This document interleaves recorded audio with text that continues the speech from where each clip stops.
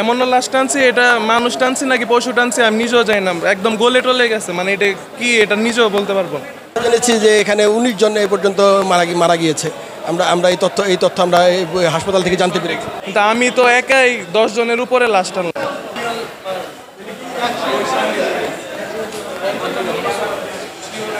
লিফটের সামনে মাইলস্টোন স্কুলের দুজন শিক্ষার্থীকে আমরা দেখতে পাচ্ছি। আমরা তাদের সাথে কথা বলার একটু চেষ্টা করব।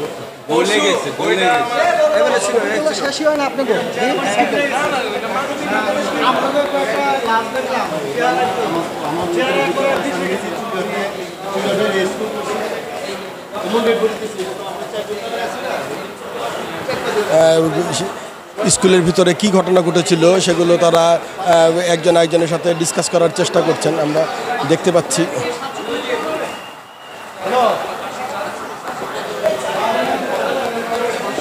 ভাইয়া, আপনি কি স্কুলে ছিলেন? আমরা কলেজে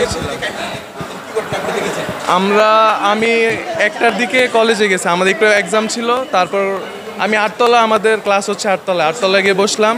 তারপর হঠাৎ করে দেখলাম একটা বিকট শব্দ হয়ে ব্লাস্ট হলো।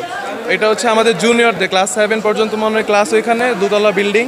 তো ওইখানে হলো, নিচে নেমে দেখি সবাই একজন অবস্থা খারাপ, মানুষ গলে টলে গেছে। এই যে লাশ টানাটানি সব কিছু শেষ করে মাত্র আসলাম, আমাদের এক ফ্রেন্ডের বোনের হাত একদম পড়ে গেছে। এখন আসলাম ওকে দেখতে আর কি, আর ওর ছোটো ভাই বোনেরা আছে ওদেরকে দেখতে আসলাম।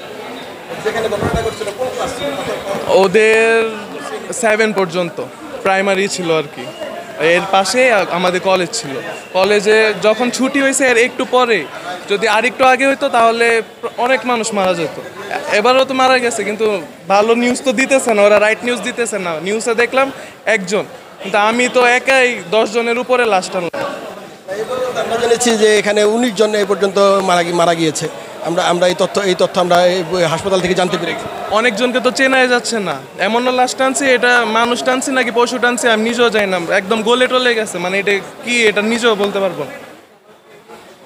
দর্শক, আপনারা শুনছিলেন একজন প্রত্যক্ষদর্শীর কথা। উনি যেমনটা জানালেন যে ভেতরে যে লাশের যে সারি রয়েছে সেগুলোর সঠিক তথ্য এখনও পর্যন্ত কেউ পায়নি, এবং ভেতরে যে আপনার বিমান ক্রাশের পরে যে ভিতরের যে অবস্থা হয়েছিল একেবারে লাশ গলে একেবারে নষ্ট হয়ে গিয়েছে, সে বিষয়টাও আপনারা শুনলেন।